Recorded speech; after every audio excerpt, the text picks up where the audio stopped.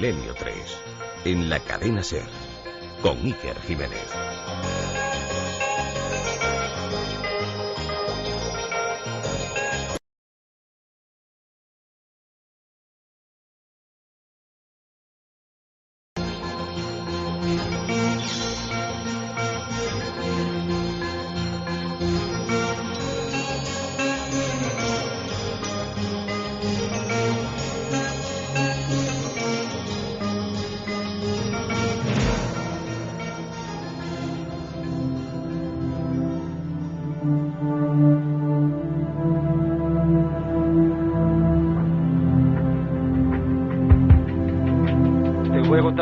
Que el único, o sea, en público nunca lo había contado, y el único que lo sabe, porque a veces lo hemos contado comiendo en la misma mesa, Iker Jiménez y Carmen Porter y yo, y Iker se acordará de sobras, fue hace ya muchos años, a raíz de una investigación que hicimos un equipo de 4 personas.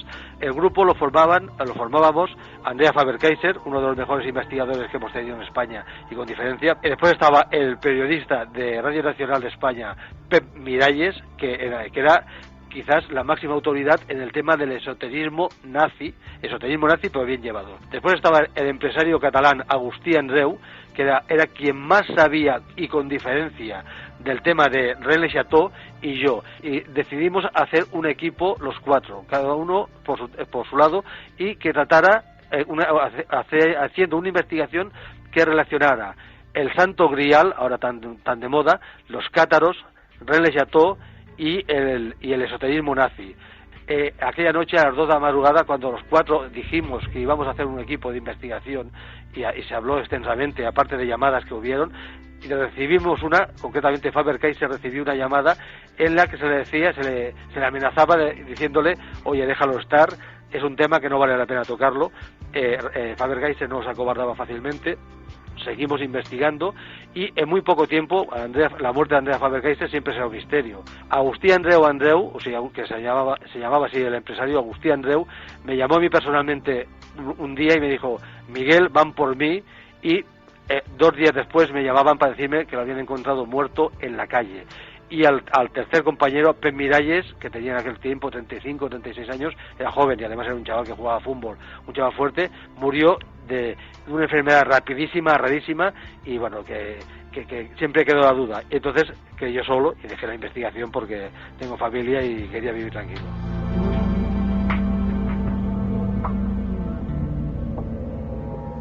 1:41 siempre en directo, 4,7 grados, la nave del misterio, hoy un tanto sobrecogida con historias como esta. Escuchábamos la voz del gran Miguel Aracil, amigo de este programa, autor de decenas de libros, sobre todo centrados en la Cataluña misteriosa, y personaje que vivió intensamente y que sigue viviendo lo que es el mundo del misterio allí. Lo curioso es que nos contaba una historia que pocas veces, bueno, la única que se ha hecho pública, esta es esa ocasión, de un grupo de personas que ya no están, que se interesaron en unos temas que ahora están muy de moda gracias, por ejemplo, al Código Da Vinci, y que es el espejo perfecto para demostrar que a veces meterse demasiado en algunos asuntos.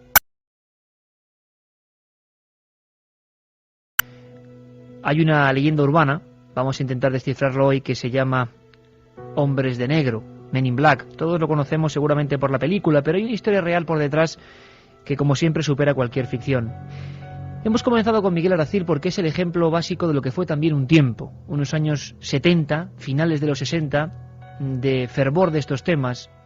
Y fue entonces cuando se empezaba a hablar no solo de fenómenos extraños, sino de misteriosos personajes que acudían a los congresos, que a veces llamaban por teléfono, que decían: no siga usted con estos temas. ¿Qué eran? Miembros de la CIA, del FBI, se dijo y se publicó de todo. También miembros del SECED, o el Servicio de Inteligencia de la Defensa de la época de Franco.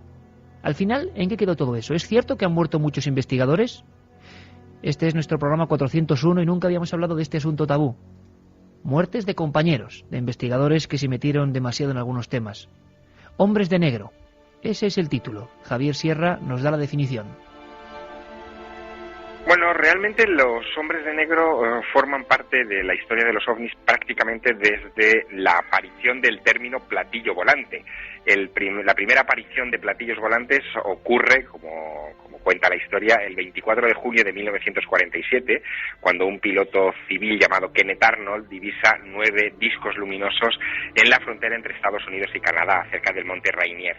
Este Kenneth Arnold se convirtió en el primer ufólogo de la historia, porque no solamente había sido testigo, sino que a raíz del interés desorbitado que tuvo la prensa norteamericana en su caso, él se vio impelido a investigar casos OVNI. Y el primer caso que investigó fue uno ocurrido también en el año 1947 en la isla de Maui, en ese país, en Estados Unidos. Y ese caso, en el que varios testigos observan también un disco luminoso extraño, es rápidamente silenciado por unos misteriosos hombres de negro que presionan a los testigos. Es decir, que el mito, si es que es mito, de los hombres de negro, nace simultáneamente a los platillos volantes. Milenio 3, en la SER. ¿Hay algo que nos quieras contar desde el otro lado? Manda un SMS al 7640. Escribe la palabra milenio, espacio, y lo que nos quieras contar. Comentaristas de Milenio 3. Siempre al otro lado.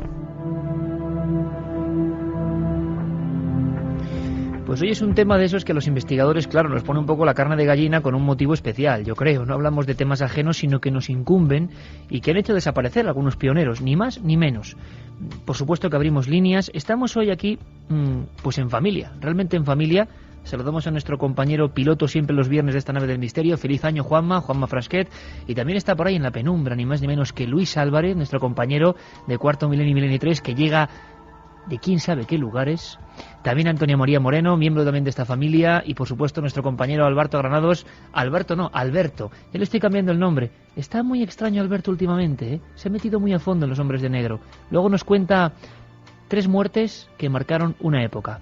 Santi Camacho, bienvenido. Buenas madrugadas, Iker. Ahí en una esquina con su ordenador, dispuesto a ofrecer datos que solo conoce él. Carmen Porter. Buenas madrugadas, Iker. Menudo libro tienes en la mano, ¿eh? Pues sí, tengo un libro, el de Hombres de Negro, los fantasmas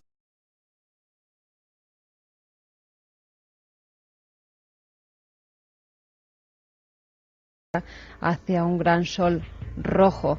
Ahí tenemos uno de los primeros libros que hablan sobre estos extraños del espanto. Vaya subtítulo, Los fantasmas del espanto, Peter Krasa. Efectivamente, además en él se ve una portada que sube como una escalera.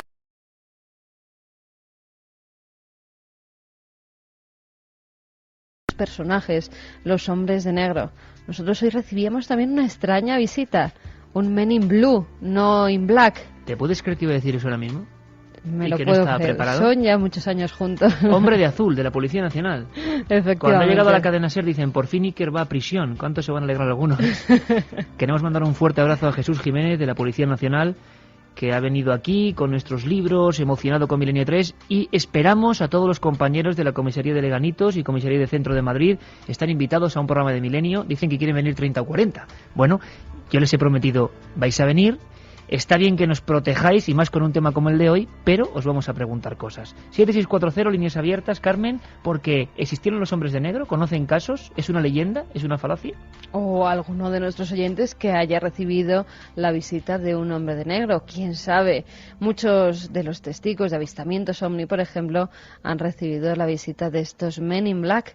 Si habéis recibido estas visitas, si sabéis que son los Men in Black, si queréis realizar alguna pregunta a nuestro invitado de esta noche, líneas abiertas en el 7640, palabra clave milenio, espacio y lo que queráis.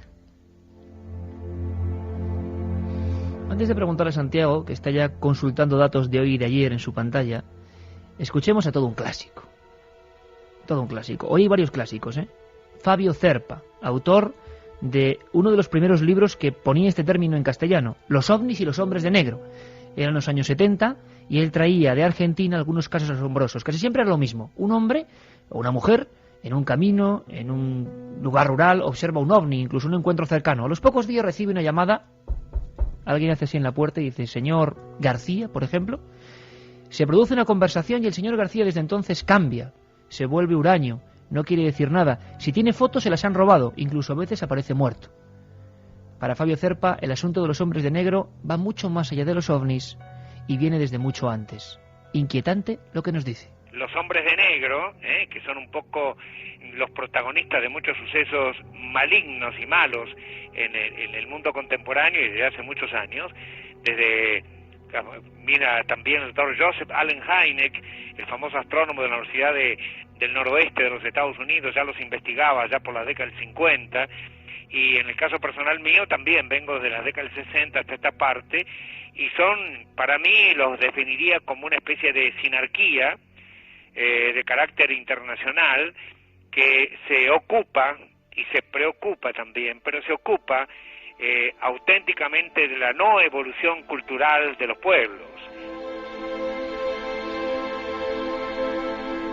Una gente, yo recuerdo, bueno, Santi Camacho ha hecho muchísimos libros, ya sabéis que es miembro de esta familia, en su doble vertiente, en radio y en televisión.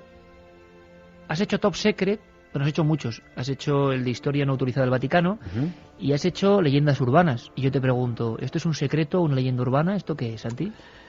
Es, desde luego, una leyenda. No me atrevería a decir urbana porque, como muy bien nos ha contado Fabio Cerpa, esto viene de mucho más allá incluso de la historia del fenómeno ovni, de mucho más allá del siglo XX. Para hacernos una idea de cómo puede ser de antiguo, algo que van a conocer enseguida nuestros oyentes. Todos o muchos, el que no ha visto la película o ha leído la novela, conocen El Señor de los Anillos. Tolkien era un gran estudioso, era un gran folclorista, un gran experto en el folclore anglosajón, en el folclore de las Islas Británicas, y para inspirarse en uno de los personajes más terribles, que eran los jinetes negros, esos mensajeros enlutados de no se sabía muy bien qué, que causaban temor con su propia presencia, siempre vestidos de negro, siempre en caballos igualmente negros, pues se inspiró en multitud de leyendas, multitud de relatos ancestrales, tanto en Irlanda como en el Reino Unido, que hablaban de unos personajes siempre envueltos en capas negras que actuaban como mensajeros. Cuando llegó la cristianización dijeron que del diablo, pero antes incluso de que en la Inglaterra pagana, en la Inglaterra de antes de ser cristiana, también aparecían, y que actuaban según sus propias normas, según sus propios intereses, haciendo desaparecer a unas personas, amedrentando a otras, y nadie sabía de dónde venían. O sea que un fenómeno que puede ser mucho más lejano en el tiempo. Luego, Carmen, si te parece, nos hablas de ese libro de Peter Krasa, que es el primero que denuncia en España, año 81, que estos hombres de negro que todo el mundo asocia con el fenómeno de los ovnis, con la CIA, con no hable usted, no de las fotos, es muy anterior e incluso implica a personajes fundamentales de la historia de la evolución humana. Me gustaría que escucharais todos este documento. Es Frankie Rowe, es una de las niñas de Roswell, es una de las niñas que en aquel rancho ocupado por Jane McBrazel se encuentra con esos trozos supuestamente de un objeto volante no identificado, un objeto volante que muestra por fin el interés del gobierno estadounidense, de los servicios de inteligencia, por saber qué ha ocurrido. Lo curioso es que algunas visitas no eran solo informativas, algunas ya eran un poco amedrentadoras. Curiosamente, Frankie Rowe, que ahora tiene unos 60 años, recuerda, más que el incidente, más que los restos carbonizados de figuras y del estado, alguien que le quería hacer callar. Escuchamos. Llegó un hombre que parecía un funcionario. Le dijo a mi madre que se sentara y empezó a hablar conmigo.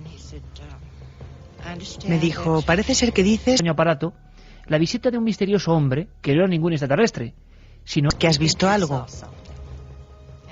Yo contesté, bueno, he visto un trozo de material extraño. Pero él me corrigió, no has visto nada. Yo no entendía por dónde iba, así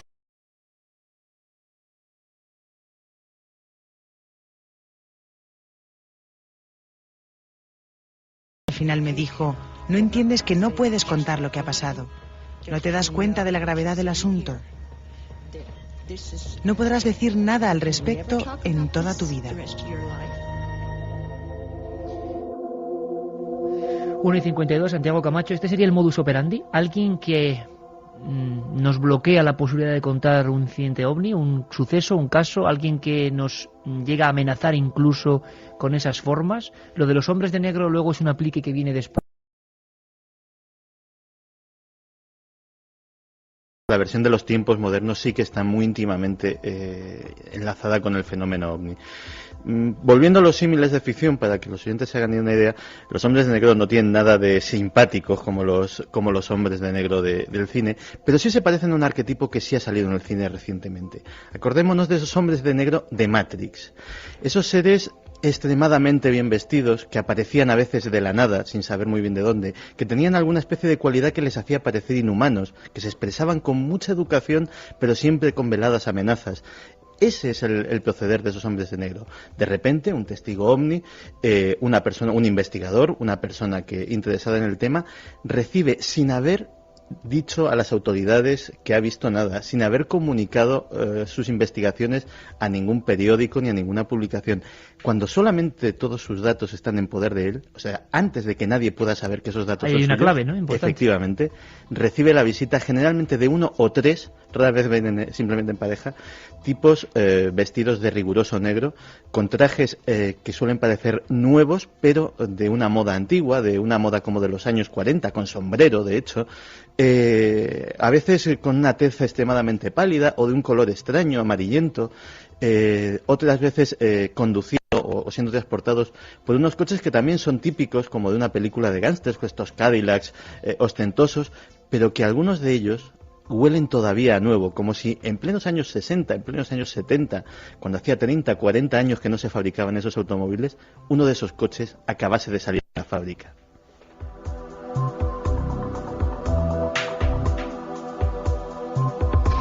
Y esto nos suena a Estados Unidos, a escenas muy lejanas de nuestra cultura.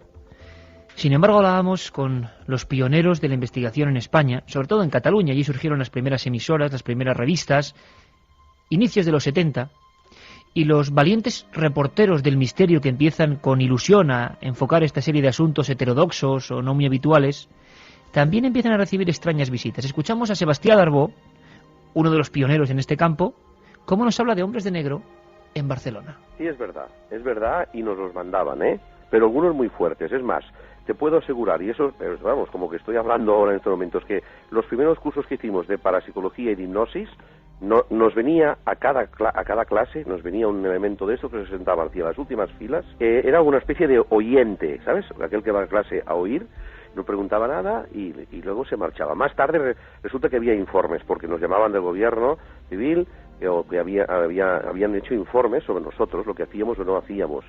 Y esto era muy misterioso, porque incluso el tema, el color negro no solamente a nivel metafórico, sino que iban de oscuro, para no llamar la atención.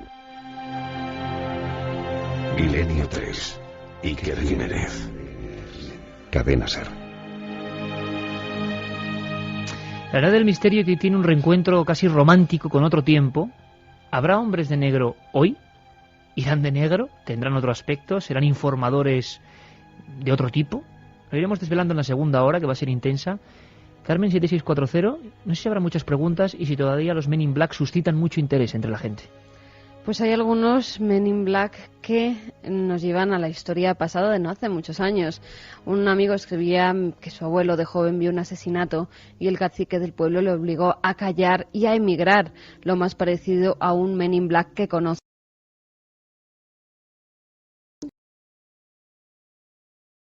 Francisco, desde Hospitalet, dice que si fuera verdad que los Men in Black existen, podría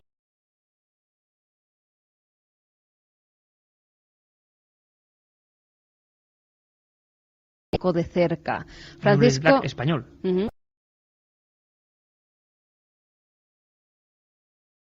Implicar que existe cierto contacto con los extraterrestres, ya que intenta silenciarlo. Santiago, que existen estos personajes significa que yo creo que lo que más hay es control férreo de las creencias y estudios muy interesantes de los seres terrestres, sobre todo, ¿no? Y yo creo además que hay un doble factor, porque hay Men in Blacks humanos, digámoslo así, Men in Blacks como los que describía Sebastián Darbó en este caso, que podían haber sido enviados por el Ministerio del Interior de la época de Franco. Pero hay otros casos que los veremos en la segunda hora que pueden ser más inquietantes, que son cuando los propios servicios de inteligencia intentan averiguar quiénes son estos Men in Black que se hacen pasar en muchas ocasiones por militares o por espías. Es verdad que esos hombres de negro hicieron desaparecer una filmación que aclararía el caso JFK. Un saludo de Roberto desde la ruta. Oh, uno de los casos predilectos del amigo Santi. Sí se habla... Te has reído como serpa. Sí. Sí se habla de una segunda filmación y de hecho existe. Lo que pasa es que, bueno, no hay nada que nos confirme fuera de los testimonios, es decir, de las pruebas testimoniales que no tienen más valor que creer en la palabra de la persona que la da, la existencia realmente de esa segunda película y de esa persona que efectivamente tenía, al parecer, un tiro de cámara mejor que el de Abraham Zapruder, que es el que sacó la película que todos hemos visto de la muerte de Kennedy, y en la cual sí que se podría haber visto la posición de uno de los posibles tiradores en el caso Kennedy. Hay una persona, efectivamente, que afirma que le fue confiscada una grabación tomada desde una posición que podría haber sido mucho más ventajosa porque tomaba el depósito de libros, es decir, desde donde presuntamente Lee Harvey Oswald habría disparado, y que, de haber sido analizada, pues podría haberse visto si desde esa ventana realmente había alguien disparando o no. ¿Conocéis algún caso en el que algún testigo ovni en nuestro país haya sido acosado por algún hombre de negro extranjero? Nos preguntaba Salvador. Muchísimos, y lo comentaremos si queréis luego, porque hay uno muy famoso de la famosa filmación del DC-8, en la cual uno de los mejores documentos gráficos de un ovni en pleno vuelo es confiscado durante 30 años y además desaparece después. Curiosamente, Carmen, que esto lo contaremos mañana, no hoy, mañana, mañana hablaremos de muchas cosas, hay una noticia digna de hombres de negro también, que es la de esas luces que la NASA asegura haber observado en algunos huracanes. Esto sería material de investigación para los hombres de negro. ¿Tiene algo que ver los hombres de negro con el misterioso Club Bilderberg? Nos pregunta José Ángel desde Puente Genil, en Córdoba. Caramba, vaya conexión. Esa necesitaría ya bastante más que el tiempo que nos queda para llegar a la hora. Realmente puede haber un grupo de gente al que no le interese que aprendamos sobre el misterio. Yo los he visto, aunque no me visitaron, pero dan miedo. Bueno, lo dejamos ahí. Si os parece, en la segunda hora vamos a escuchar esos pioneros, lo que ocurrió, auténticas trifulcas en congresos, en revistas, censuras, quema de librerías en algunas ocasiones y también, por qué no decirlo, la parte más espinosa, muerte de investigadores. El demonio, un personaje fruto de las creencias religiosas. ¿Una figura producto del miedo y la superstición de una época oscura ya pasada? La respuesta es no. En La Iglesia y sus demonios, la periodista Carmen Porter demuestra que esta figura y su halo de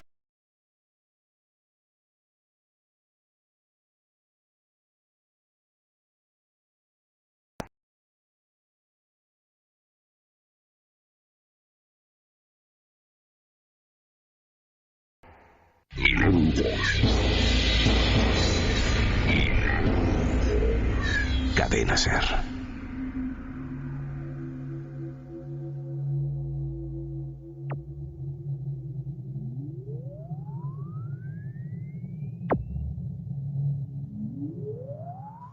Juanma Frasquet, que también es un hombre de negro, por supuesto, pilotando esta nave del misterio, que va hacia la antigüedad, no solo hacia los hechos actuales. Nos preguntaban por el Club Bilderberg, por sucesos en España, y hablamos de España, sí, hablamos de España con Sebastián Darbó dando la radiografía concreta de lo que él pudo ver. No estamos hablando de personas que dicen que otros vieron, estamos hablando de investigadores, y en este caso como Sebastián Darbó, que tenía un programa en la cadena SER, La Otra Dimensión, que fue premio Ondas en 1975 y que también trabajaba en televisión española.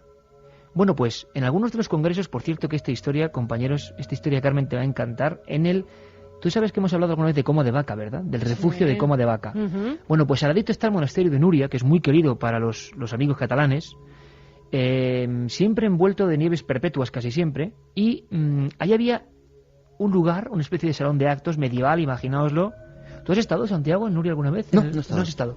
Pues entonces allí, fíjate de curioso, hay unas de estas grandes lámparas, es un ambiente como...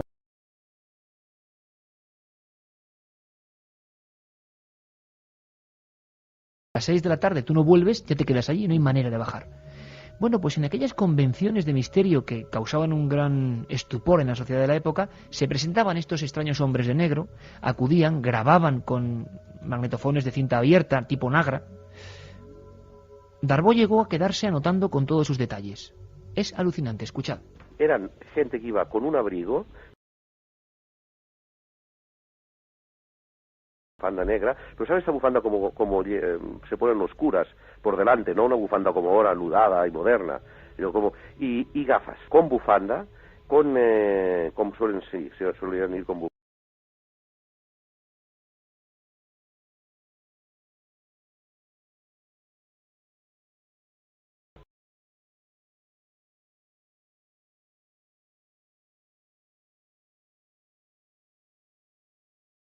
Gafas y sin embargo no llevaban barba. Y luego llevaban un sombrero que se ponían o sacaban al entrar o salir, es decir, fuera de la sala, ¿no?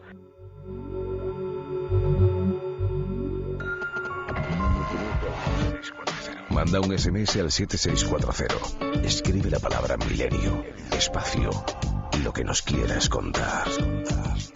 Comentaristas de Milenio 3. Sabemos que siempre hay alguien al otro lado.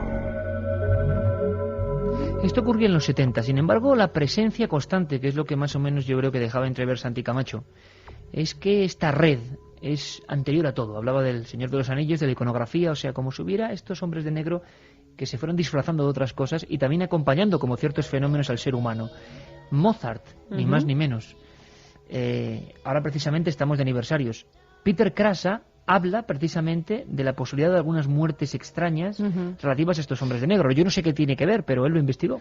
Efectivamente, en este libro que escribió, Hombres de Negro, los fantasmas del espanto, en la obra pues expone algunos datos que hacían referencia a que personajes famosos habían recibido la visita de estos hombres. Por ejemplo, hablaba de Wolfgang Amadeus Mozart. Según el autor, el genial músico, un 2 de agosto de 1791 recibió la visita de un extraño personaje vestido de negro que le entregó una carta. En ella se decía: deseo solicitarle que componga un requiem para mí, si está en su mano y lo tiene a bien. También sería importante para mí saber en cuánto tiempo tendría terminado su trabajo y qué precio debería pagar por él. Le agradeceré que entregue por escrito a mi mensajero su decisión.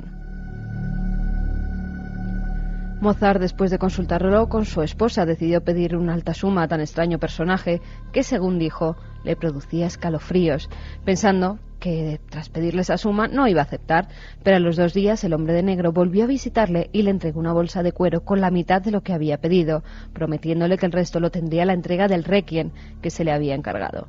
Mozart, escamado porque el comprador no había puesto pega alguna sobre tan alto precio, preguntó al mensajero sobre la identidad de ese personaje, pero se le advirtió que por su bien no intentara desenmascarar quién era. Mozart desde entonces vivió una constante obsesión mientras escribía aquel requiem. Alguien quería acabar con su vida. El hombre de negro le quería envenenar. Siempre repetía: lo sé, ese requiem no fue un encargo casual, será mi composición mortuoria. Eligieron satánicamente el momento apropiado. Lo cierto es que ese requiem que quedó inacabado fue su última obra, ya que el 5 de diciembre de 1791, cuando contaba con tan solo 35 años, murió. Nada se supo del misterioso personaje de negro que visitó al genio de la música. Por cierto, que yo recuerdo recientemente algún artículo de ese gran periodista Joaquín Albaicín sobre misterios de los toros, parece que es un mundo totalmente alejado, y cómo Manolete, ni más ni menos, acabó obsesionado no con un hombre de negro, sino un hombre de gris, que él veía. Hablaban de alucinaciones, de dosis de ciertas sustancias que él supuestamente ingería para mantener ese ritmo cuando era la gran estrella, no solo del toreo, sino el gran icono de esa España de la posguerra. Un hombre de gris, que siempre le miraba desde un punto del tendido. Quedaos con este dato, por favor, porque luego vamos a ver algo parecido. Un hombre de gris que clavaba sus ojos, y cuando todo el mundo se alzaba pidiendo la oreja para Manolete, ese hombre permanecía callado mirándole fijamente. A veces, cuando no había habido triunfo y en vez de aplausos eran silbidos, incluso almohadillas, que también las hubo, aquel hombre seguía mirándole estoicamente. Cuando intentaba acudir a alguno de sus compañeros, alguno de los peones del equipo de cuadrillas, aquel hombre había desaparecido. Y cuando le preguntaban a Manolete, ¿pero cómo era ese hombre? ¿Pero qué rasgos tiene? Él se quedaba aterrado, blanco como el acero, y decía: no sé, su cara es tan normal que no sé cómo era.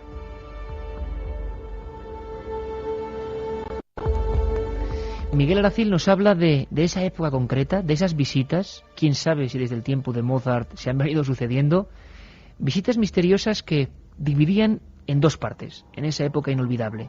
Primeros congresos, convenciones en Nuria, imaginaos los investigadores y los amantes de estos temas aislados en aquel lugar en plena noche. Escuchamos a Miguel Aracil. Como es lógico, estamos hablando de las primeras convenciones que se hicieron al final de la dictadura. Y entonces allí se confundía lo que podía ser un hombre de negro, en el sentido de alguien que quería meterse dentro del mundo de las paraciencias, de las neófitas, porque acababa de nacer la prensa del misterio y las paraciencias en general. Eso sería el hombre de negro verdadero, y después había el topo que el franquismo colocaba en cada congreso, en cada simposio, en cada seminario de los que se hacían en aquellos tiempos, para ver si se trataba un tema maldito para aquellos tiempos, ahora lógicamente serían afortunadamente normales, y entonces se presentara según quién y cerrara el tema del congreso o tomaran medidas drásticas.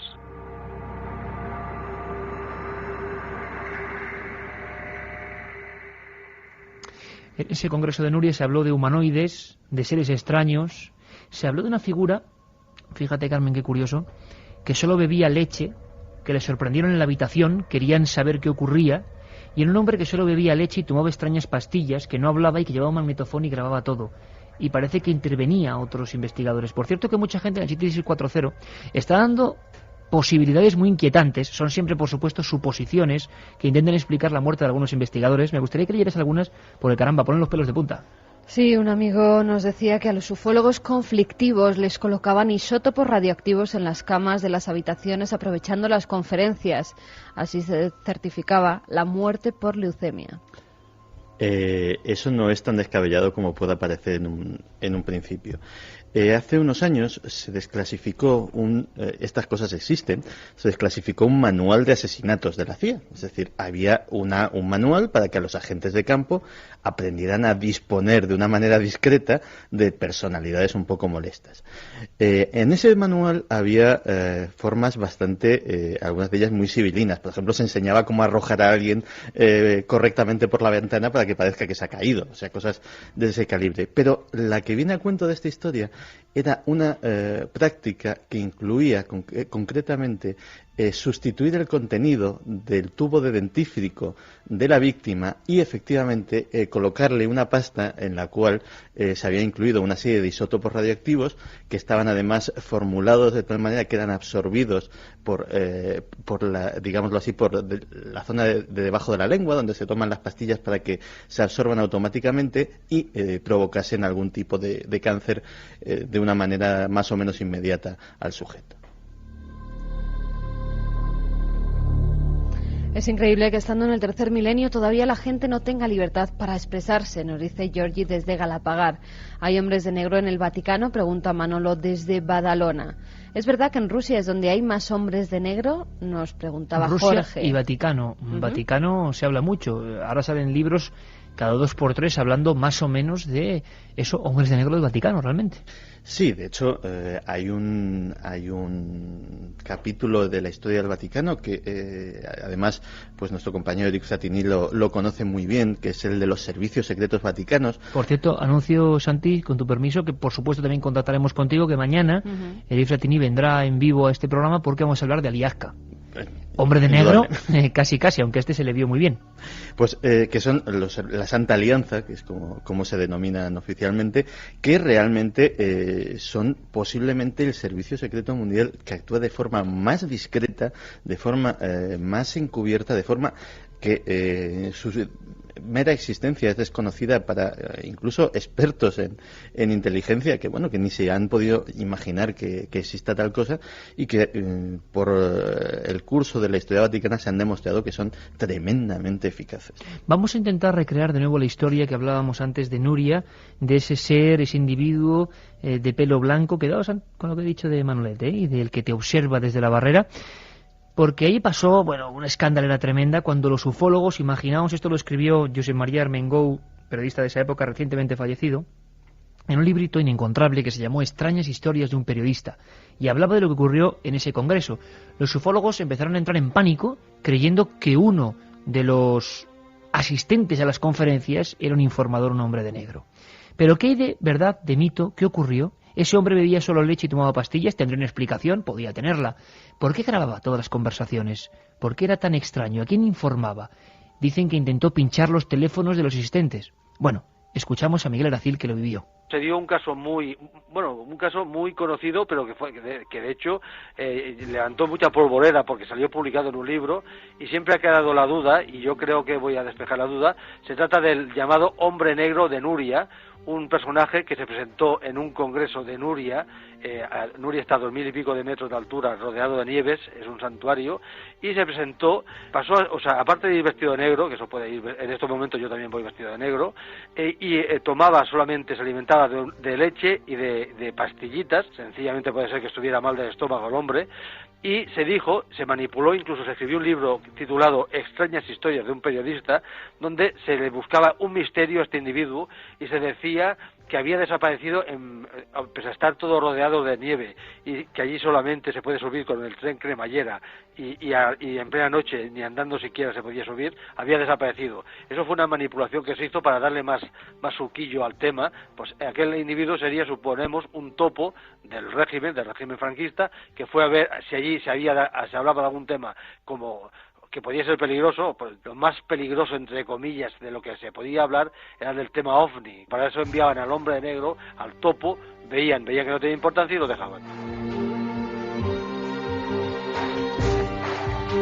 Por cierto, que esas pastillas, Santiago, parece que son un clásico en estas historias. Sí, de hecho es el detalle que más me ha llamado la atención de este relato, que es que coincide a la perfección con casos que se cuentan sobre todo en Estados Unidos, de testigos que son presionados, típico, para que no comenten nada de sus experiencias, o ufólogos, y en más de una ocasión se hace referencia a que el personaje, cada cierto intervalo de tiempo corto, estamos hablando cada 20 minutos, cada 30 minutos, hacía un alto, sacaba una pastilla generalmente de color amarillo, no sé si el dato tiene alguna importancia, y se la tomaba. Eso sí, una cosa que podían notar los testigos es que hablábamos antes de la tez pálida generalmente de estos individuos, pues en el proceso entre pastilla y pastilla se iban enrojeciendo y, digámoslo así, se iban congestionando, y esa pastilla amarilla les hacía volver otra vez a la normalidad. Parece que no solo Mozart, sino otros personajes importantes de la historia fueron visitados repentinamente por extraños emisarios. Crasa también cuenta la historia. Por cierto, Crasa falleció hace poco, en octubre del año pasado. Y no era tan mayor. Abraham Lincoln. Abraham Lincoln, el presidente de los Estados Unidos, fue asesinado de un disparo en la nuca el 14 de abril de 1865, cuando se encontraba en el palco del Ford Theater. Según Crasa, el autor del asesinato, al que se conoce como John Wilkes Booth, aunque no se sabe si esta identidad era la verdadera, era un actor que en el momento de cometer el crimen iba con un impecable traje negro. Enseguida se abrieron las investigaciones, se cortaron todas las carreteras con controles policiales, menos una, justamente la que tomó Booth para escapar a Maryland. Al parecer huyó con otro personaje y pernoctaron y pasaron los días en casa de varios conocidos sin que nadie lograra dar con su paradero. Lograron esconderse en un cobertizo y allí fueron cercados por las fuerzas de seguridad, pero nunca lograrían interrogar al presunto asesino de Lincoln, porque cuando le iban a arrestar se oyó un disparo en el cobertizo y lo siguiente que pudieron observar fue el cuerpo de un hombre con un disparo en la cabeza. Nunca se logró averiguar quién había efectuado ese disparo y ni siquiera se logró saber si el cadáver era verdaderamente el de Booth o, por el contrario, era el de uno de sus acompañantes. Muchos años después, la nieta de Booth declaró que había oído decir a su abuela que John había sido el instrumento de otros más poderosos, la marioneta que altos poderes habían utilizado para acabar con la vida de un controvertido presidente.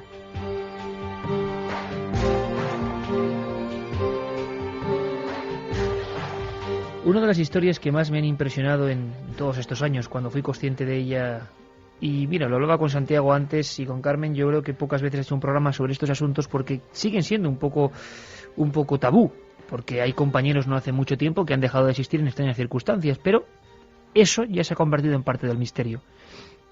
Escuchadme atentamente, porque esto lo escribía un hombre Por respeto a él y a su historia vamos a correr un tupido velo. Es el último caso, se llamaba Andreas Faber-Kaiser, un hombre valiente que hizo, yo creo que la mejor revista que ha existido sin lugar a dudas de estos temas, con respeto para todas, donde hemos trabajado, que es Mundo Desconocido.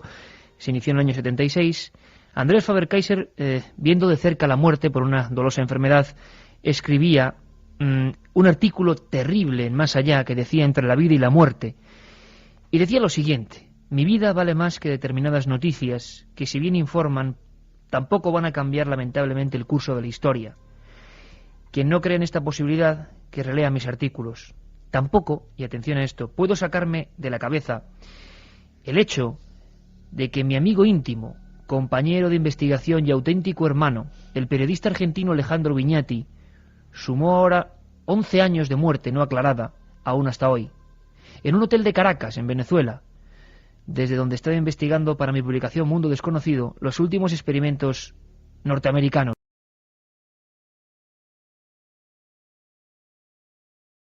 La revista fue un golpe durísimo para aquella revista pionera de la muerte de uno de los personajes más extraños que hemos...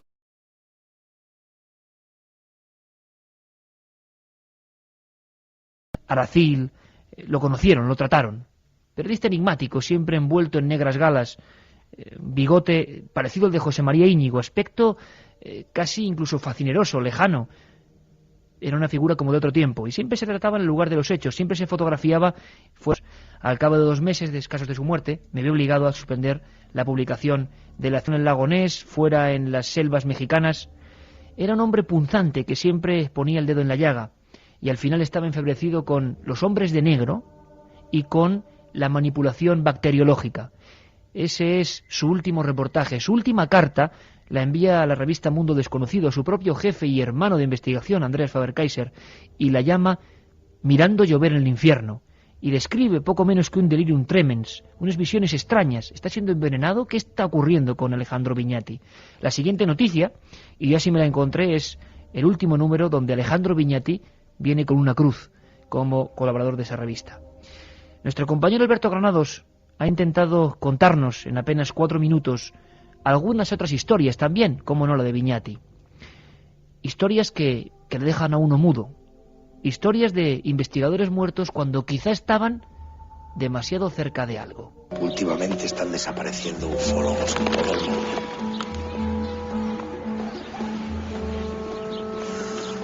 ¿Has leído El Horizonte de la semana pasada? Sí. El 13 de julio encontraron al investigador James E. McDonald en su despacho, con un tiro en la cabeza. Se lo he leído, pero... Creo que tenemos que suspender esta reunión por motivos de seguridad. Oiga. Disimula. Yo te llamaré.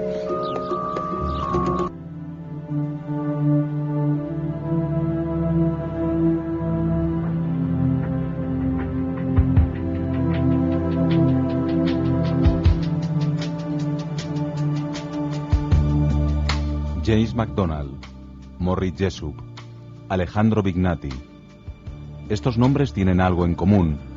Todos ellos murieron en extrañas circunstancias y todos se relacionaron con la investigación del fenómeno OVNI. Javier Sierra nos habla de las muertes de Morris Jessup y de James McDonald. Él escribió un libro llamado The Case for the UFO, el caso de los ovnis, en el que hablaba de asuntos sensibles relacionados con el tema ovni y militar, y este doctor Jessup murió en extrañas circunstancias, se pensó que era un suicidio. También pasó lo mismo con un profesor de física de Arizona, experto en meteorología, llamado James McDonald, que en este caso además la historia es muy terrible, porque él hasta el día de su suicidio había estado trabajando en su laboratorio de física en Arizona, tomó un taxi al que pidió que le dejara en medio del desierto, y al cabo de unas horas apareció su cuerpo abandonado con un tiro en la cabeza que supuestamente se había descerrajado él mismo.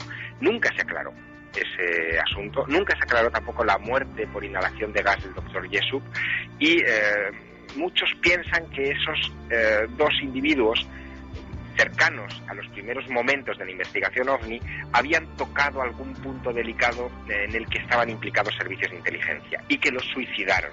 Pero no hay evidencias ni en un sentido ni en otro. Las familias de Jessup y de McDonald pueden matar a nosotros, pero las ideas no. Las ideas del doctor James McDonald, que fue el que estudió aquel famoso de 64 ciudades de la costa este de los Estados Unidos. Y este señor dijo: los ovnis existen y son extraterrestres.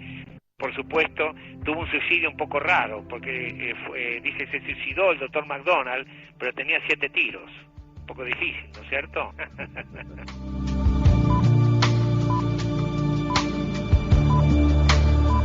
Por último, no nos olvidamos de Alejandro Vignati, reportero de la revista 2001 y que desembarcó en España en los años 70. Publicó bestseller como el famoso Triángulo de las Bermudas y, curiosamente, en el penúltimo número de la revista Mundo Desconocido, de la cual él era reportero, aparece publicada la noticia de su muerte.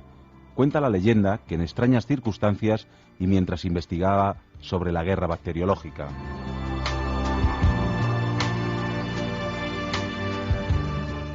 Investigadores incómodos, simples coincidencias, la investigación sigue abierta para intentar descubrir si detrás de estas extrañas muertes se encuentra algún hombre de negro.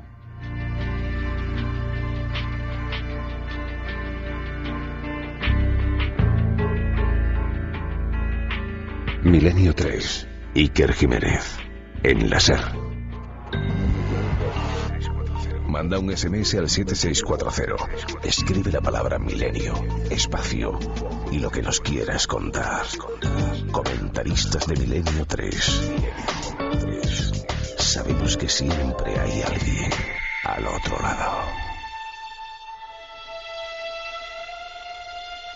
Santiago, ¿cómo se te queda el cuerpo? Escuchando a colegas, porque eran colegas, y de algunos, de alguna forma, también no es que mantengamos el secreto ni provoquemos leyendas.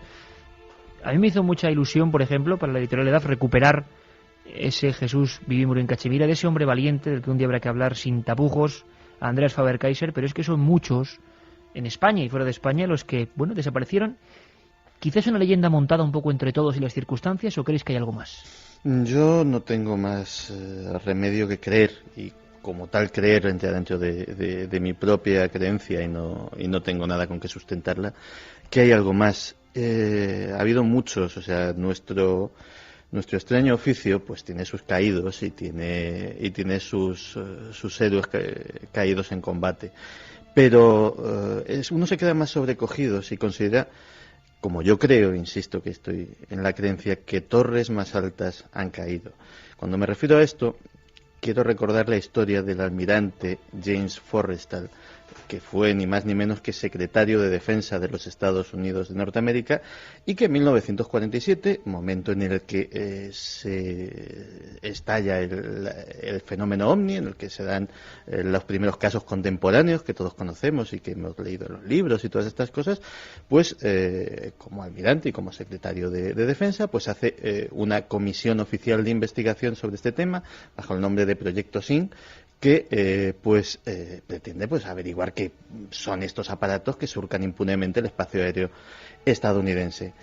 Lo cierto es que a raíz de esto, James Forrestal, el almirante Forrestal, empieza a ponerse raro, empieza a deprimirse, empieza a tener pequeñas paranoias, a tener una manía persecutoria, empieza a hablar de ellos, de unos ellos extraños que él, en su despacho en el Pentágono, completamente aislado del mundo, completamente protegido por las fuerzas armadas más poderosas del planeta, pues no debería sentirse amenazado, pero que le hacían sentirse amenazado hasta el punto en que se decide internarle en el Hospital Naval de Bethesda, que es uno de los hospitales más importantes de Estados Unidos, en el ala psiquiátrica. Es un hospital naval, es un hospital militar, hay seguridad, es un ala psiquiátrica, pero nadie sabe cómo este hombre consigue un buen día encaramarse a uno de los pisos más altos y arrojarse y quitarse la vida. Y más casos, Carmen, muchos más casos que han quedado ya como expedientes abiertos para siempre, casos que nunca se llegaron a cerrar, de investigadores de lo extraño.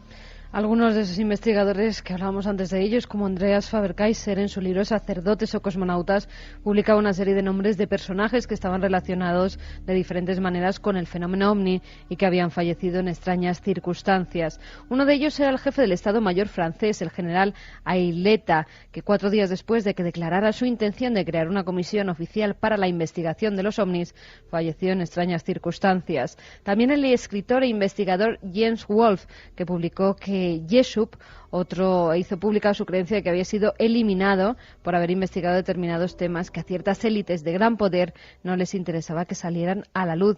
Después de publicar esto, desapareció inexplicablemente.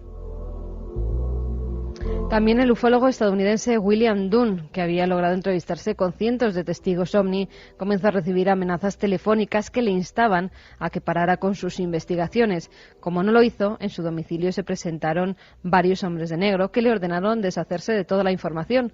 Él se negó y pocos días más tarde las llamas de un incendio que fue provocado acababan con todo su despacho y gran parte de su vivienda. También el 23 de junio de 1971 apareció muerto en extrañas circunstancias con un disparo en la cabeza el ufólogo James Donald. El físico Charles Main murió de un infarto después de publicar su libro Objetos volantes no identificados. Misterioso fue también el fallecimiento de Wilbur Smith, director del proyecto Magnet, un asunto secreto relacionado con los ovnis que tuvo lugar por causas hasta el momento desconocidas. Recordamos también y unimos aquí historias todavía más raras, como la del comandante Boado, que yendo con el Albatros Grumman cerca del mar de Alborán, es uno de los primeros militares que hace, el primero que hace un informe sobre ovnis, creyendo que son seres de otro mundo, es su creencia, año 66, si no recuerdo mal este informe, y va pilotando con otros 7 militares. Desaparecen, nunca se encontró el aparato. Lo extraño es que, según cuentan quienes accedieron a los informes del caso, es que el señor Boado, que por cierto siempre nos escribe algún familiar del señor Boado y que prometemos investigar este asunto a fondo con la información que también tenga él, la última comunicación con la torre de control en Sevilla es que nos dirigimos, dice el mensaje, nos dirigimos hacia un gran sol. Y así acaba la historia del primer ufólogo militar español, cuando menos inquietante. Hablábamos de congresos, hablábamos de personas extrañas entre el público. De verdad que los siguientes documentos no tienen desperdicio.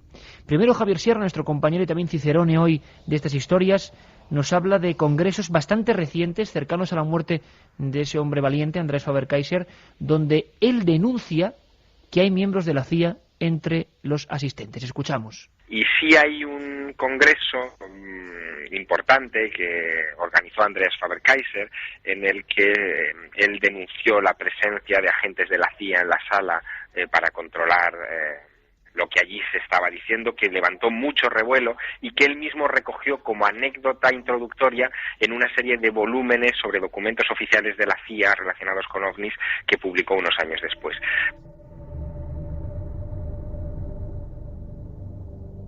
Y ahora quiero que recordéis la escena que antes os contaba de Manolete, del gran torero, y de la obsesión con un hombre de gris que siempre le miraba desde el tendido en los últimos años. Algunos aseguran, nos lo contaban por ejemplo los miembros y colegas de nuestro querido compañero Manolo Molés, que estaban preparando la ópera de Manolete. Manolete vivió su última época obsesionado con varias cuestiones. Una de ellas era ese individuo que le miraba desde el tendido y que, a pesar de que el éxito hubiese sido abrumador, nunca sonreía y le miraba fijamente a él. ¿Era una visión? ¿Era un delirium tremens? ¿Qué era? Lo repetía a sus más allegados. Pero es que algunos investigadores del fenómeno ovni y de otros han vivido en congresos la misma sensación. La sensación de que alguien les vigila. La sensación... Luego igual tenemos que contar alguna anécdota, Santiago, personal. Y he recordado una con Bruno Cardeñosa. Fíjate, ha llovido el tiempo, hace unos 11 años, que nos dio un gran susto. Y son eso, anécdotas. Yo creo que son anécdotas, desde luego. Pero fijaos lo que le pasó al gran Fabio Zerpa.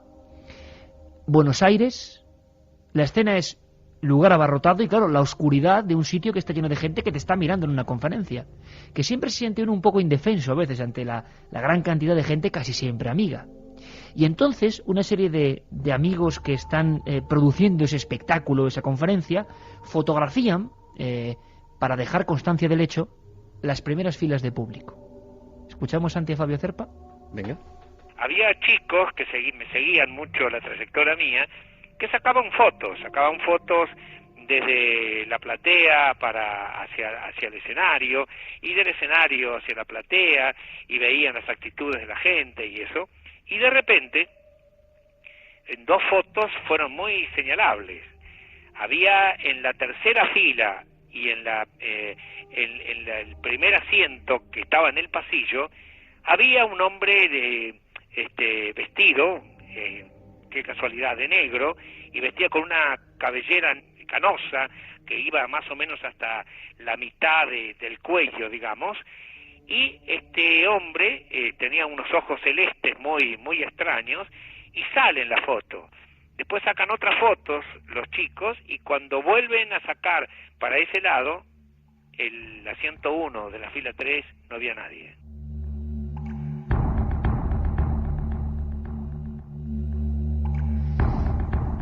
El FBI y la CIA llegaron a obsesionarse con estos personajes. Llegaron a investigar quiénes eran esos personajes que se pasaban por miembros de las fuerzas de seguridad. Hay un montón de preguntas. Antes, por favor, escuchamos la película Platillos Volantes de nuestro compañero amigo Óscar Aybar. Reflejaba muy bien unos hechos terribles que hace poco contábamos, los suicidios de varios investigadores de ovnis, y se vivía en un clima, en un caldo de cultivo de tremendo miedo no solo al fenómeno, sino a aquellos que querían silenciar el fenómeno. ¿Has oído hablar de los hombres de negro? Sí, son de la CIA. Se dedican a eliminar pruebas y testigos relacionados con los extraterrestres. Ya, pero ¿usted cree que aquí en Tarrasa hay que andarse con cuidado? Santiago, y si te parece, para ampliar más esta historia, se ha mencionado la palabra Tarrasa, el lugar donde esos ufólogos se arrojaron a la vía del tren o esperaron al tren y fueron decapitados con un mensaje que decía: los extraterrestres nos llaman. Esa historia, las amenazas, lo que jamás se ha contado, lo que nunca se ha contado.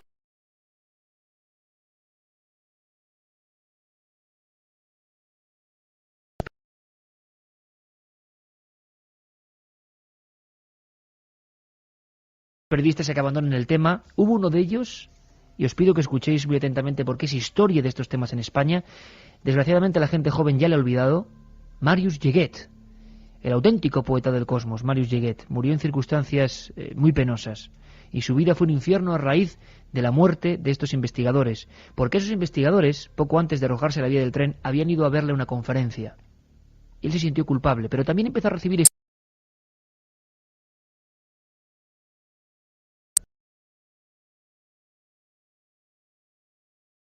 cómo el temor a los hombres de negro acabó siendo casi una enfermedad. Tenía ya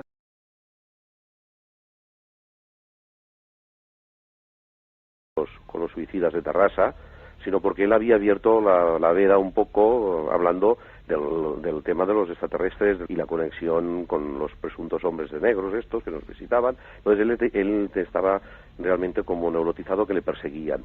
Piensa que él tuvo trastornos, tratamiento psiquiátrico, 2 intentos de suicidio, problemas con su mujer, familia. Bueno, el hombre acabó muy mal, sistema nervioso, por culpa de la presión, porque a veces él se creía, ¿no?, se autoinculpaba que quizá fuera él, como lo que ocurrió aquella noche en Torrebonica, ¿no?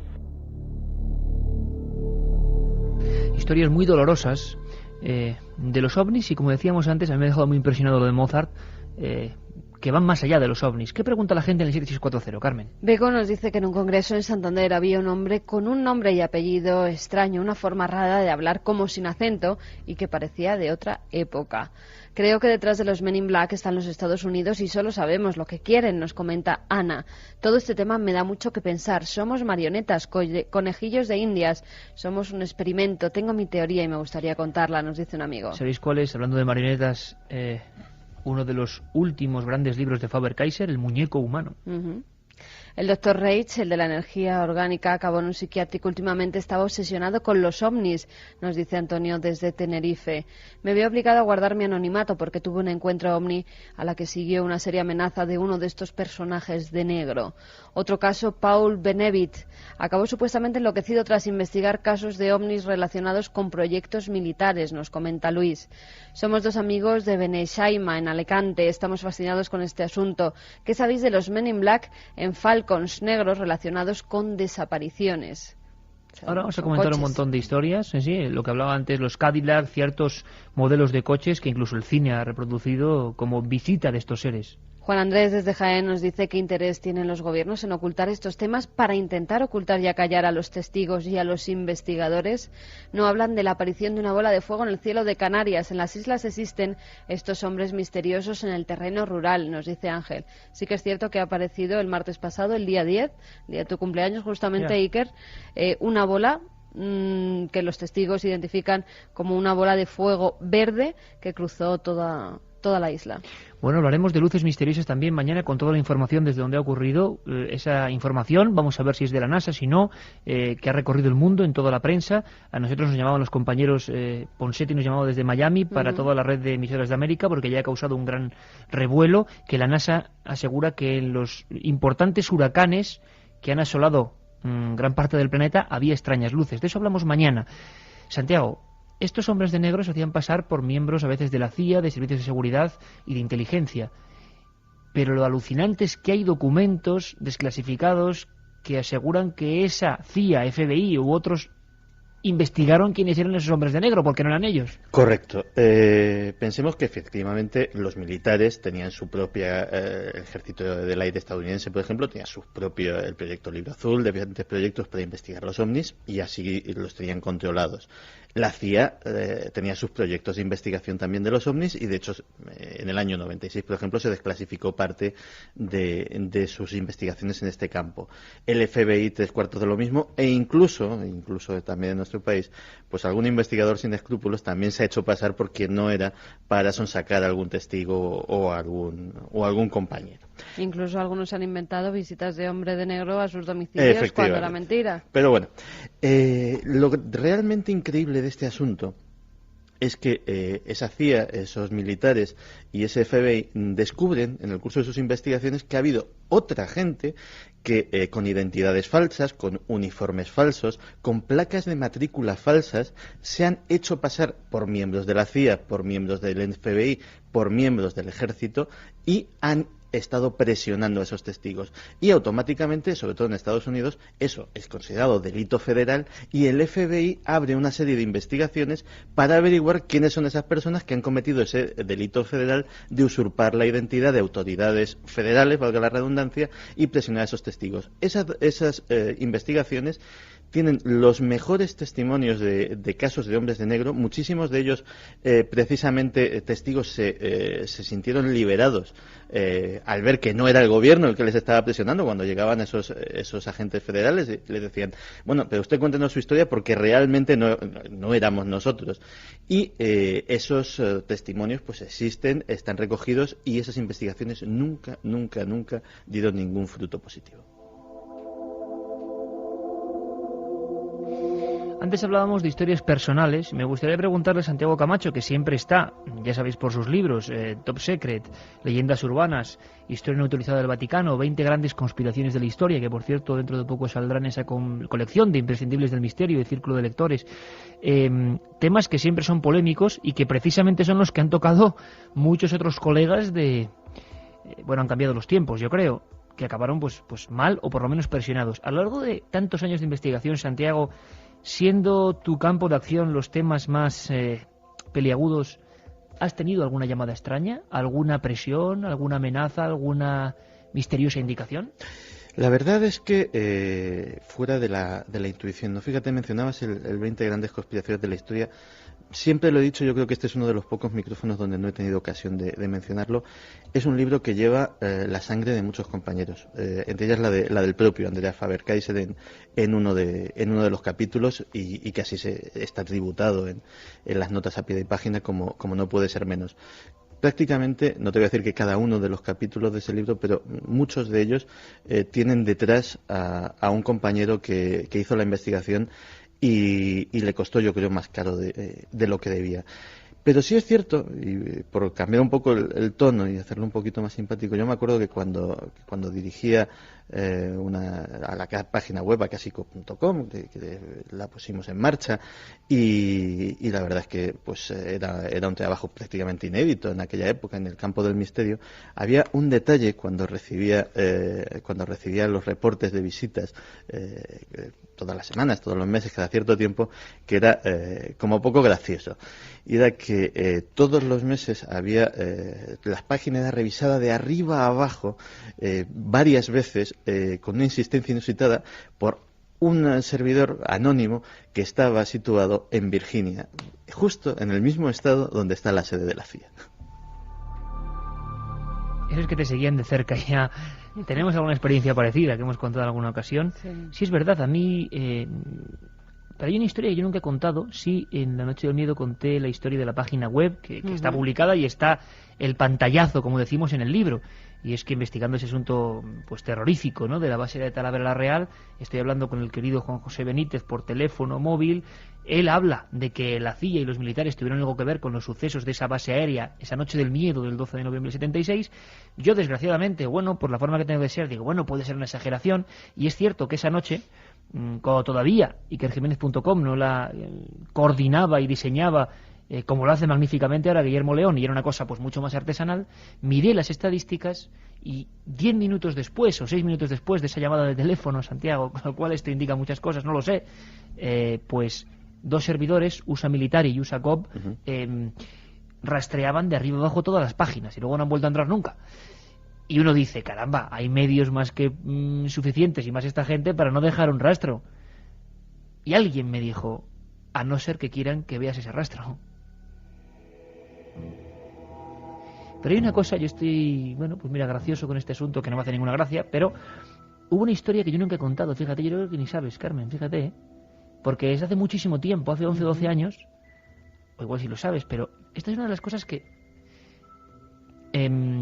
una es en esa misma investigación, es así, para mí es un impacto fortísimo, porque yo no creo realmente que haya nadie que pueda estar vigilando, ¿no?, algunas cosas que son inofensivas hoy en día. Hombre, es normal que cuando se habla de militares y hay antenas captando miles de conversaciones a la vez, o cuando se habla de determinados asuntos a través de la red o de los teléfonos, es normal que lo vigilen también. Bueno, por pero que no le doy una la de cosas que se producen. ni una conspiranoia especial, ni me inquieta lo más mínimo, pero sí es cierto que hay una impresión a mí tremenda, que es cuando, llegando a pedir unos informes de uno de los protagonistas de esa Noche del Miedo, de ese suceso de Talavera, claro, yo veo que falta ese informe y que lo han arrancado, que no está una hora antes. Pero hay una historia que nunca olvidar, Santiago, que además tú estabas ya en la revista Enigmas, y Bruno Cardeñosa y yo nos fuimos 6 o 7 días a la frontera entre Navarra y Aragón para investigar el asunto y conocer a los testigos de, curiosamente, de historia militar, que también es curioso. Íbamos en busca de una historia alucinante ocurrida en el año 75, se cumplían 20 años, y entonces, os iban a cumplir, nunca se había conocido quiénes eran los testigos de aquella historia. 2 noches consecutivas, 2 gigantescos artefactos con forma de hongo luminoso aterrizan, según dice la Capitanía General, dentro del polígono de tiro, quedan unas huellas y se confiscan las cámaras de los propios soldados. Y esto nos lo contaron los soldados por vez primera. Blas Pedro Gilabert, Roberto Bericat, Vicente Martínez, Marino Sora. Y Bruno y yo fuimos, bueno, pues encontrándolos uno a uno. Recorrimos toda la zona. Y recuerdo perfectamente que en Tudela, no sé, igual Bruno, si lo escucha, podría confirmarlo, porque fue una historia de estas que te quedas... Aparece un hombre con un maletín y una barba que parece postiza. Y esto lo he vivido yo, y me hace gracia, pero es que era así, aproximándose a nosotros. Y bueno, salimos de allí, y yo recuerdo que Bruno fue como el que alertó. Nos quedamos los dos pues como extrañados. Bueno, no pasa nada. Hicimos toda nuestra investigación, no hubo ningún problema. Eso sí, hubo muchos testigos que 20 años después no querían hablar, como atemorizados por algo, y nos dio la sensación de que alguien había visitado a esos testigos o había informado de nuestra visita previa. Cosa que, como tú dices, Santiago, es fundamental, porque lo interesante de estos casos es que nadie sabía que estábamos allí realmente. Ninguna institución sabía que estábamos allí. Y fíjate, Santiago, a los 10 días o 15 días, en una calle del centro de Madrid, en el distrito del barrio de Salamanca, en plena oscuridad, Bruno y yo estábamos terminando el reportaje y nos encontramos al mismo hombre del maletín con la misma barba, mirándonos fijamente. Incluso Bruno dice, es el mismo, y salimos corriendo hacia él para ver quién era, y desapareció. O sea, se metió en un esquinazo y no logramos alcanzarlo, no es que se esfumara, no logramos dar con él. Lo he recordado ahora, ¿quién era el hombre del maletín? Te veo boquiabierto. Sí, pero no por nada, sino porque recuerdo, que me acabas de recordar que a mí me pasó algo muy parecido. Esto no nos van a creer, Santiago. Estas son unas confesiones que vienen, como el tema este nos impacta, y esto yo nunca lo he contado, fíjate. Fue en el Escorial, concretamente, que fui, pero en una visita absolutamente, y como tal visita personal, no voy a mencionar el nombre, pues de una persona que había sido investigador OVNI, que había sido, de hecho, en su época hasta incluso contactado, parecía ser, y que, bueno, pues acudí, tenía su residencia de verano en el Escorial, y acudí a verle tal. Ya sé quién es. Ya sabes quién es. Sí. Pues iba con mi pareja de aquel entonces en el tren de cercanías y efectivamente reparé en un individuo también que parecía un poco anómalo, digámoslo así, que venía con nosotros en el vagón. No pasó nada, pues se bajó en el Escorial, nosotros bajamos en el Escorial, le perdimos más o menos de vista. El caso es que por las calles del Escorial le creí ver, pero tampoco es un sitio como tan grande, entonces tampoco lo ves especialmente extraño. Tuvimos nuestra visita, comimos con nuestro amigo, etcétera, etcétera. Volvimos hacia Madrid. En el mismo vagón del tren de cercanías volvió con nosotros este individuo peculiar. Pues tal vez porque iba excesivamente trajeado. Ni siquiera me pasa como a Manolete, si quieres. Tampoco recuerdo muy bien los rasgos que tenía. Pero lo que sí que me llenó de un poco de pavor, aunque la chica que me acompañaba pues le quitó importancia y se quedó en una anécdota, que es justo la que me acabas de recordar, es que esa noche, horas después, en el restaurante en el que cenábamos, estaba ese mismo hombre. Se ha producido una de esas cosas que suele ocurrir fuera de los micrófonos, ¿verdad? Cuando Santiago, Luis, Francisco, Juan Vallejo, Alberto, Carmen, hablamos, y yo no sé si pedir disculpas porque realmente esto ha surgido así, como es, ¿no? Habitualmente hablamos de estos temas, teníamos preparadas muchas más cosas, pero mira, a mí, Santiago, me ha venido la escena de ese hombre, lo estoy viendo ahora, perfectamente. Yo no sé si Bruno Cardeñosa lo recordará. Fue una escena así como muy rápida y nos quedamos muy sorprendidos. Y es más, luego le quitas importancia. Hoy lo hemos recordado. Acabamos viendo que recuerdan, o escuchando, mejor dicho, a los oyentes del 7640. Igual está escuchando. ¿Y si era el mismo? Sito desde Agot nos dice: tengo unos amigos que vieron unas luces extrañas en el cielo y al poco tiempo aparecieron unos hombres de negro preguntándoles por esas luces. En el libro Bermudas, base secreta de los ovnis de Jan Prachán, habla de ellos y de la misteriosa desaparición de Schliemann. Sí, bueno, por cierto, me estoy acordando ahora que sí, bueno, hay otros temas. En Saucedilla se presentaron hace poco también militares preguntando por la mujer de Saucedilla, después de que publicáramos una historia sobre eso. Pero bueno, eso es normal, eso es información, o sea, tampoco tiene... Soy Fran de Las Palmas. Aquí hay un caso muy famoso, es el del médico de Caldar, que después de ver a 6 seres fue presionado por militares. ¿Sabéis algo?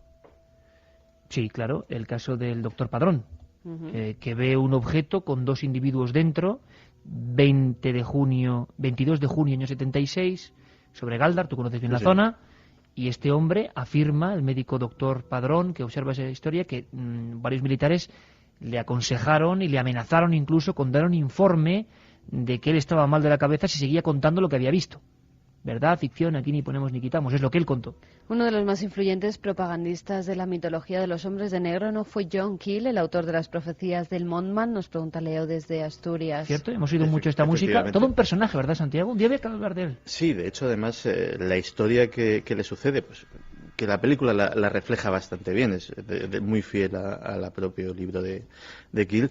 Pues una de las cosas que tiene es que efectivamente a lo largo de aquella extraña y surrealista investigación con el tema de este hombre polilla, de este Mothman, recibe la presión de unos extraños hombres de negro que también le dicen que desista. Él y Bender, otro gran investigador de aquella época, son los dos que yo creo que acuñan, de hecho, el término hombres de negro casi al limón, porque en época más o menos contemporánea, tanto uno como el otro son los primeros registrados, o los primeros que ponen por escrito, haber recibido este tipo de visitas poco recomendables. Hablando de visitas, tenemos una visita espontánea de un auténtico hombre de negro. Luis Álvarez, buenas noches. ¿Qué tal? Pero yo voy de camisa Vaqueros, no voy Oye, de negro. no me digas ni el lugar ni dónde vas, pero mañana estás en un sitio de esos digno de un hombre de negro, ¿no? Con mucho frío. Con mucho frío.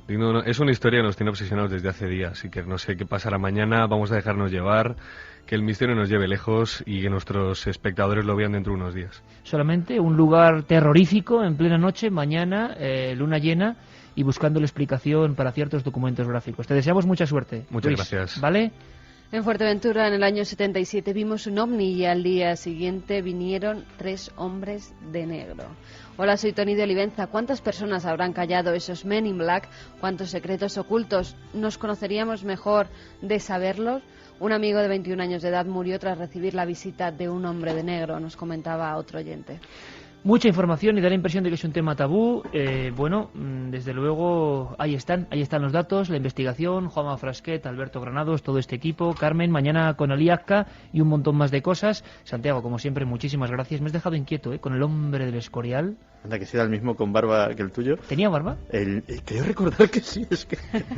Madre mía. Oye, Luis, que mañana, en ese lugar donde vas a estar con muchísimo frío y del que van a salir investigaciones que se van a ver en Cuarto Milenio, pues bueno, que vigiles bien todo tu entorno, que lo pases muy bien. Es que me estáis metiendo miedo en el cuerpo que casi mejor no vamos. Si junto a algún viejo muro aparece un hombre con barba postiza y maletín, huye. Un abrazo, amigos. Mañana estamos aquí con un montón de temas de lo que está ocurriendo, esas extrañas luces que la NASA ha identificado y que por vez primera dice que son misteriosas. Aquí nos vemos y nos escuchamos. Milenio 3.